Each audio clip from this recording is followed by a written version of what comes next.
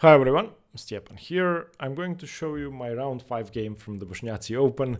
This was the most interesting game by far, the most exciting game, and probably the most instructive one as well. I'm playing an 1800 rated opponent. I have no idea what he's going to do. He plays several different openings, but he goes for an old Indian setup, starting with d6 and then c6. And in the old Indian, not that this is the old Indian just yet, but black is playing for e5, wants to put the bishop on e7 and play a sort of king's Indian with the bishop on e7. That's the old Indian. Okay, I went c4 and my opponent played bishop g4. Now the idea behind the move is clear. You want to go knight d7, e5 without blocking in your bishop. And in many cases, you're going to exchange on f3.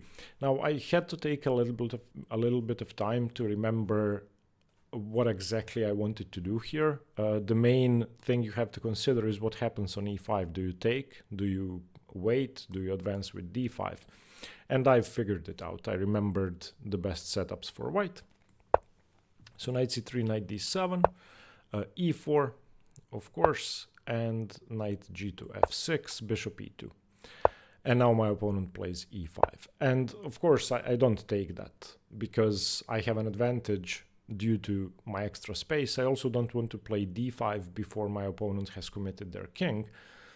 And if they take, then d6 is going to be a permanent weakness, and this is going to be a sort of Marozzi bind position for white against a weird setup for black where d6 is under pressure. So, I'm sorry, my mouse is kind of giving me trouble, so castles. And I should say that I haven't engine checked the game. That has been extremely hard. I don't think it's ever been harder not to turn on the engine after a game, but I managed not to do it. We're going to do it at the end of the game. So bishop e7, old Indian, fine. Bishop e3, my opponent castles, and here I didn't know whether I should go d5 straight away or just continue developing. I also debated between queen c2, queen d3, queen d2, and also rook c1. I've decided to go queen d2. In hindsight, queen d3 would have been more promising. Queen c7. And now there's constantly this idea of getting the rook to the d file, which I did immediately, rook fd1, and sacrificing the knight on e5 after the center gets locked, because then my pawn can advance to d6, forking the queen and the bishop. So that's why I played rook fd1. My opponent went rook fe8, and now this is the perfect opportunity to close the center, because once I do d5, my opponent's rook is useless on e8, and the rook is going to have to move again. So I would say that rook fe8 is a waste of tempo, at least, probably already a significant advantage to white, although I'm not sure. a6. I couldn't understand a6 because b5 will never be played. I can just go a4. So I think a6 is a mistake. Of course, a4. And here, my opponent played c5, and this is a big error, a big positional error, because now I can go a5, completely blocking up the queen side unless b6 is played. And once it's played, the a6 pawn is going to become isolated and weak, and I can always defend b2. So I think allowing a5, which I'm sure has to be the best move, I would bet anything that a5 is the best move here. White, I think, is much better and has a long-term advantage to look forward to.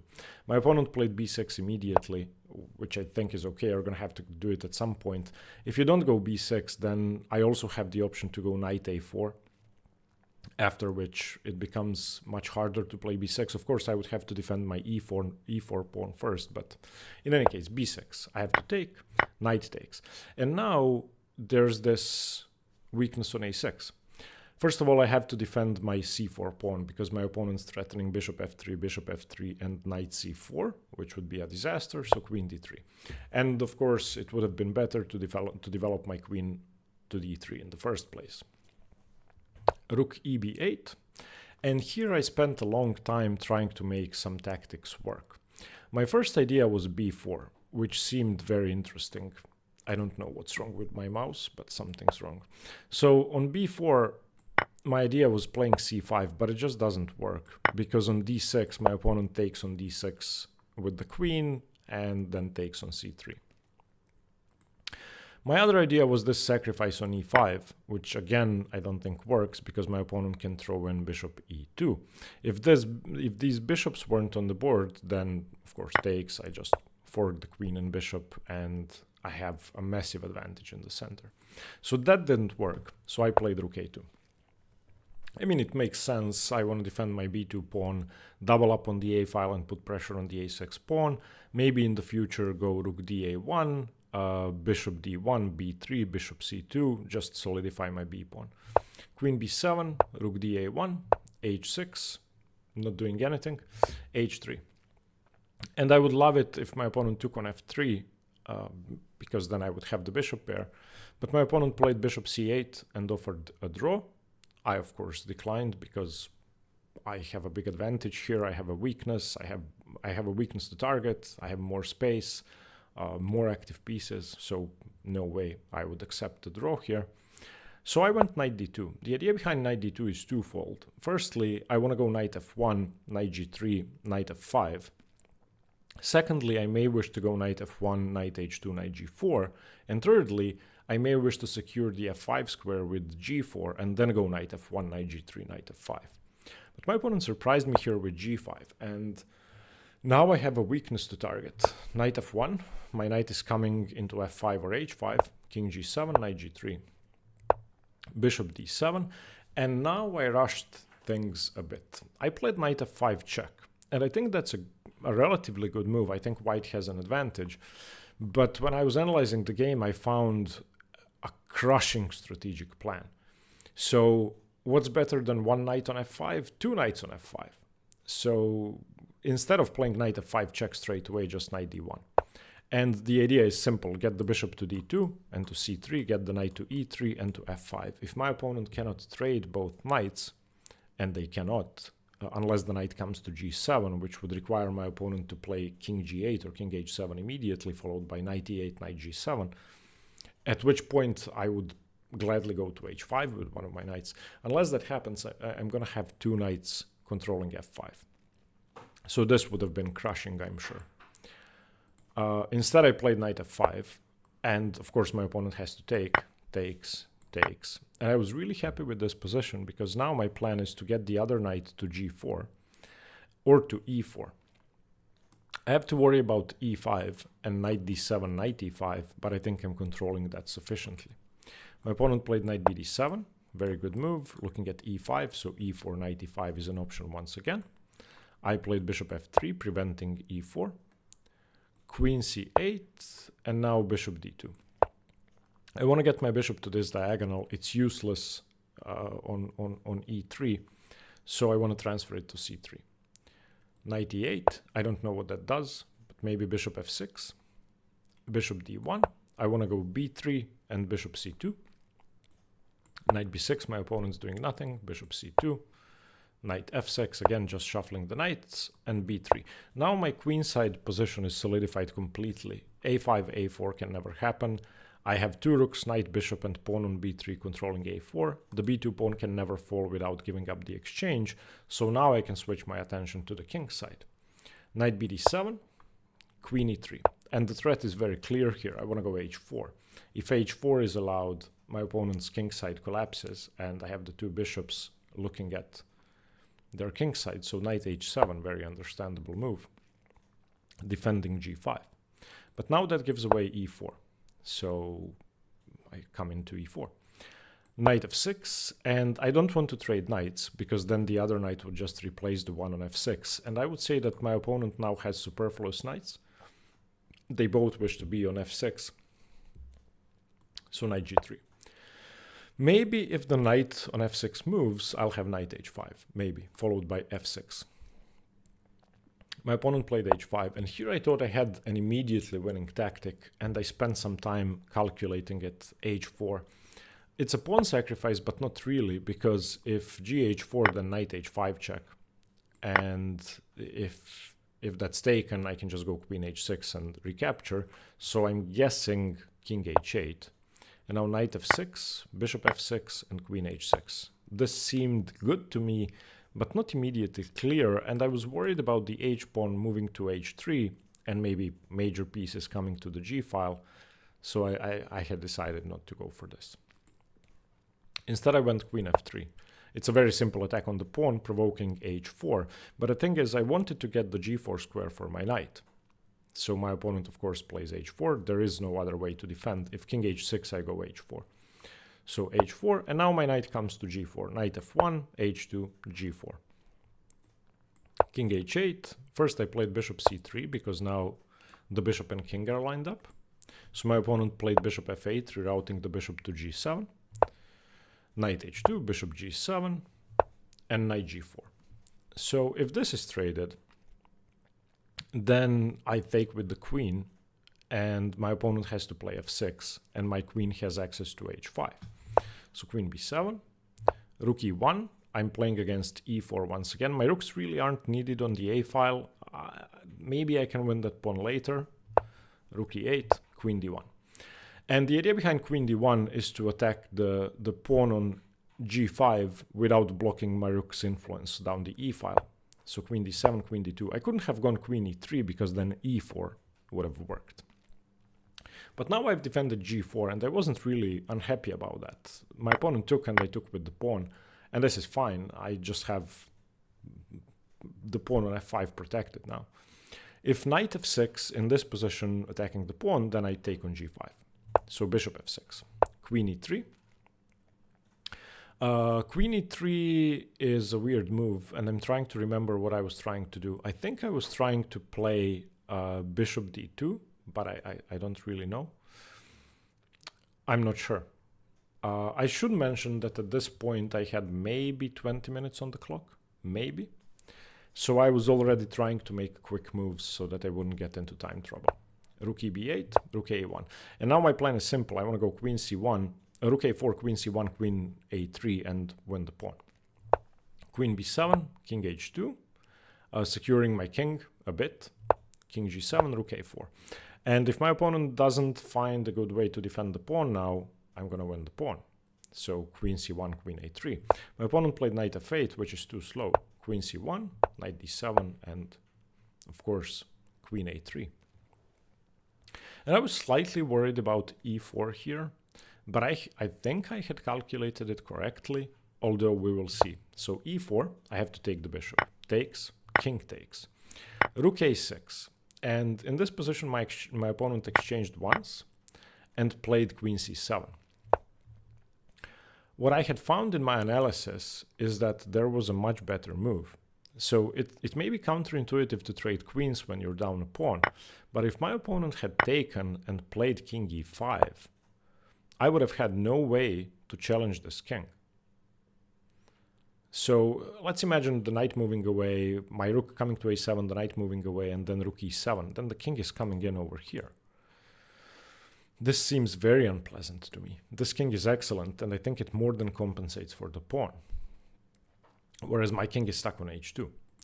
In any case, my opponent played queen c7, and here I just went rook e1, I'm going to win the pawn.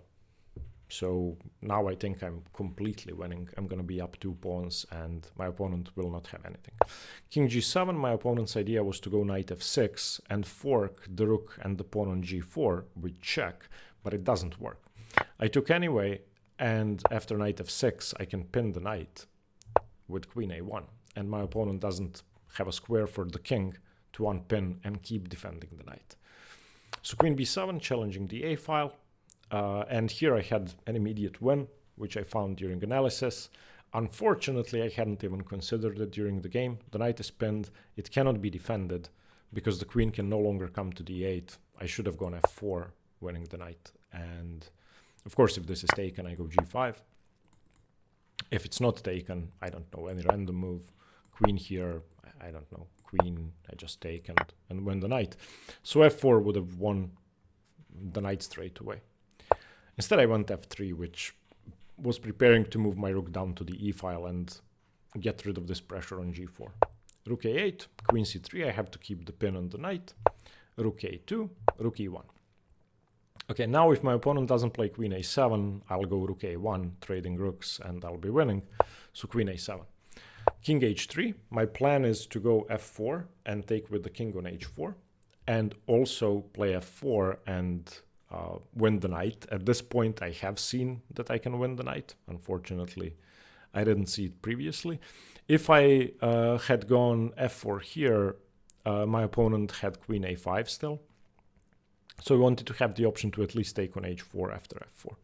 Queen a5, and I'm happy to trade queens. Takes, takes, f4.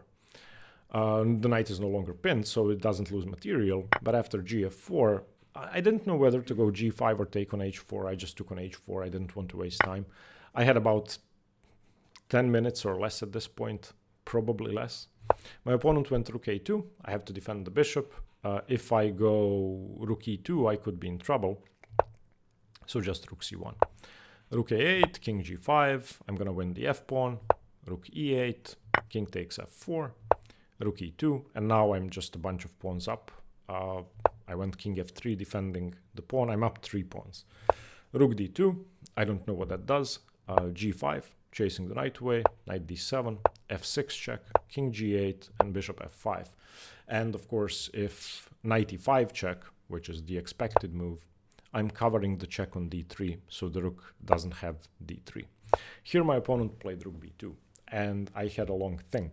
Out of my less than 10 minutes, I must have spent half that time trying to figure out whether to just defend my pawn or go for an immediate win. Of course, rook c3 is the most normal move. In hindsight, I should have just played rook c3 and played the position 3 pawns up, but that's what I always do. I go for the safe option.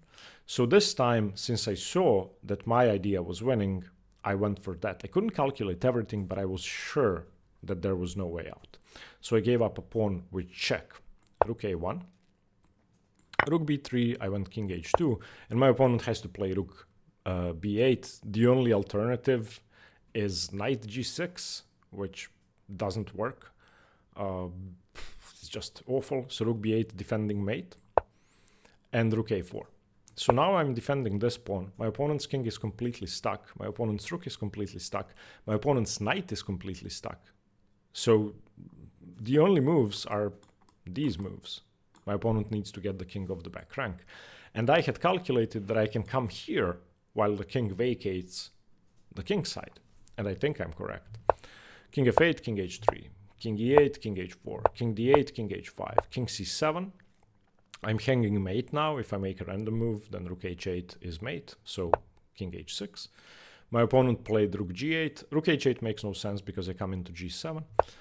So rook g8, rook a7 check, king b6, and rook e7. And this was my idea before playing rook a1. I saw this far, and I was going to sack the exchange on e5 and just promote my d-pawn or my f-pawn. And I'm sure that works. King a5, rook takes knight, of course. D6, maybe I could have gone g6 as well. I don't think it matters. d6, king b4, g6, fg6. And now, either f7 or bishop e6, I wasn't sure, but I was really low on time. And at this point, I was below a minute. So I went bishop e6, because it defends my c-pawn, and I'm just going to make a queen. So rook d8, f7, e4, my opponent's only source of counterplay. And here I think I made a mistake, although I'm sure it's still fine. I should have just gone bishop g4, giving up my c-pawn, because after king c4 I go king g7, and I'll make 2 queens. I'm expecting that this is the best move, and now I just go f7, and that's about it. Instead, I took on g6, which makes no sense, and here is why. The g-pawn is never going to promote. This is the dangerous pawn, and taking on g6 also doesn't help me queen my f-pawn. But again, I was under a minute, so I just wanted to make a move. e3. Okay, I have to go bishop g4. Rook d6, check, king g7, rook d7, sacrificing a rook in order to promote. And at this point, I was the last board playing. This is move, 84? There was a bunch of people watching, and I was looking at that rook, I was looking at king g8, and I just couldn't think. So what I saw was that if I take the rook, my opponent queens, and I'll have a bishop and queen for a queen, and I don't know if I can win that. I completely neglected that I'll still have a passed g pawn. So here's what I should have done. Takes e2, queen, queen, and just g4. My pawn is defended. If my opponent takes on c4, I can at least give my opponent 20 checks and gain some time on the clock and then queen my pawn. My bishop is going to sack itself for the c pawn unless I win that pawn, and then queen and g pawn versus queen is completely winning because the pawn is 4 squares away from queening, and because my opponent is going to have to try and herd this pawn forward before they lose. Instead, with no time on the clock, I went king g8. And king g8, I didn't even have to analyze this to know, is a draw at best. I could lose if I'm not careful, but I'm not winning anymore. And the problem is that my opponent is just going to queen the e-pawn anyway, and I'm not going to be a bishop up, excuse me. So of course rook d8 check, f8 queen takes, king takes, bishop e2, king c3, and now I have calculated this correctly because I had a minute and a half on the clock. So I queen, my opponent queens, I check on d5 and take the pawn on c5, and it's a draw. So I went for that. Luckily, I had calculated one thing correctly. So that's what happened. After the game, Vlatko, my friend, told me you should have moved the bishop, but I see no point to moving the bishop because then just my opponent queens the c-pawn, and so what? It's the same draw. I had calculated this correctly. So here, queens and check. And luckily for me, I can win this pawn with this small tactic. If I couldn't, then I would lose the game.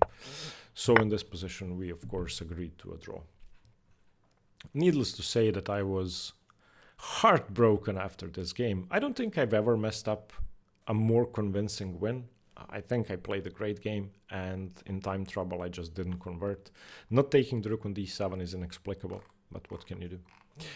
So now, let's engine check the game. Yeah, 0-0. I know it's 0-0. So let's start here, because I didn't know what to do. Okay, d5 is the best move. I went queen d2, queen c7, rook df1 is okay, rook fe8, d5 has to be best. a6, yeah, a4 has to be good. c5, yes, a5 is correct. No wonder there. b6 takes 1.3 already. Queen d3 has to be good. Rook eb8. Rook a2 has to be good. My tactics don't work. Queen b7. Rook da1. h6, h3. My opponent should have taken instead. Bishop c8 with the draw offer. That was declined. Knight d2.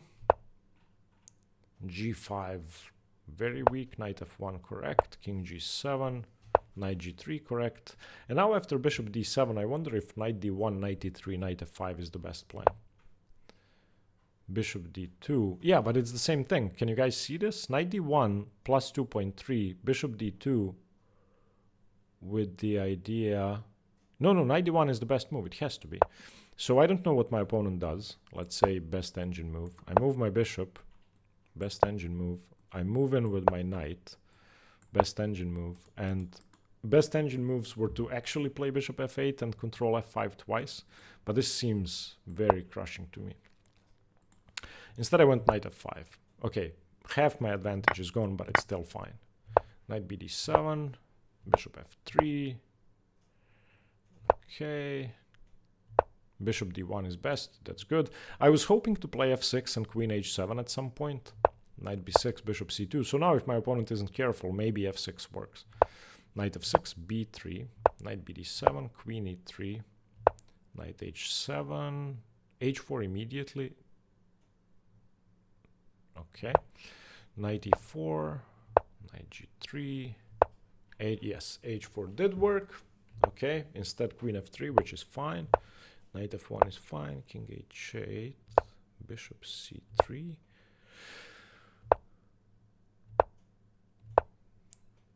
Wow, knight g4 is a mistake. I should have gone knight f1. Okay, but it's still a slight advantage, especially since I can decline the knight trade and get my knight to e3. Okay, the engine wants me to play knight e3. This capture is fine. Bishop f6. Queen e3 is a weird move. That's the only move I still cannot explain. Rook e b8. Here, queen b7. King h2. King g7. Rook a4. Knight f8. Yeah, queen c1. I'm just winning the pawn. Queen a3. What? Queen a3 equal? Even though I'm just picking up the pawn? I'm sure it's because of king e5. e4. Okay, bishop f6. King f6. And I took on a6. I'm worse?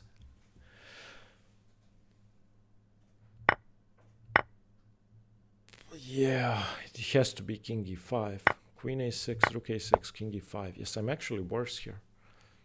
I mean, it's no wonder. Look at the king. It's coming into d4. Okay. But my opponent played queen c7. I went rook e1. Okay, took the pawn, knight f6, queen a1 only move. Queen b7. Yeah, f4 works. No wonder. I knew it works. Ugh. Such a simple tactic. Rook a8, queen c3, rook a2. Rook e2 winning? What? I went rook e1. Why is rook e2 winning?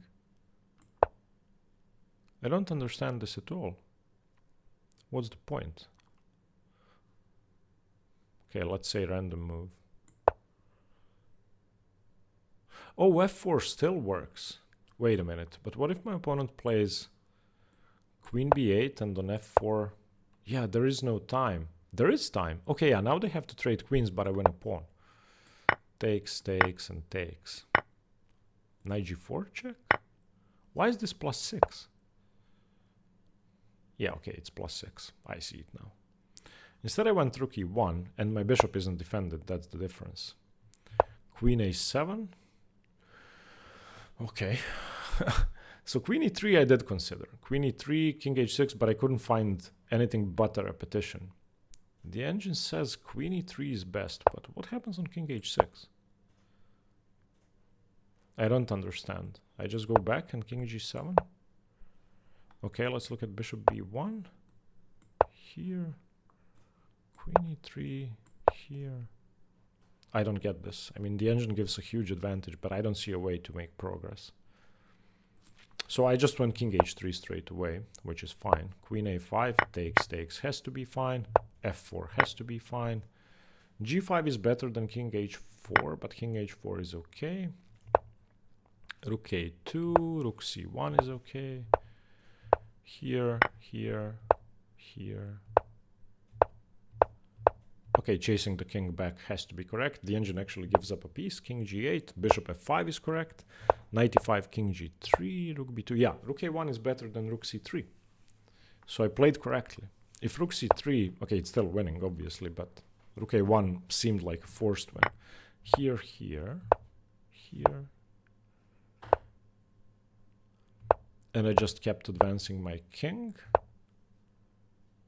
Oh, bishop e6 worked. That's very nice.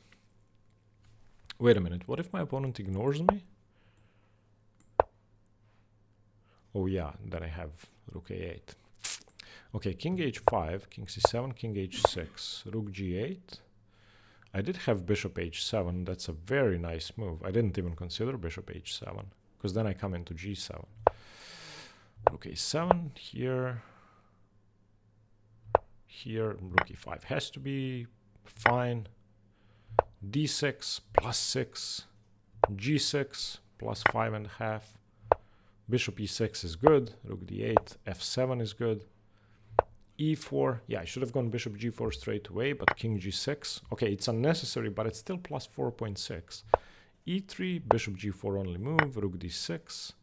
Okay, I played king g7, that cannot be bad. Plus 3. Rook d7. Yeah, just take the rook. Take the rook, you idiot. Why didn't I take that rook? Yeah, I'm sure this is... I go g4 and yeah, I'm just winning. And king g8 is going to be a draw straight away. I don't need an engine to know that. Yeah. And the whole line until the end of the game was just drawn. So I don't think I made any serious mistakes other than not taking the rook on d7.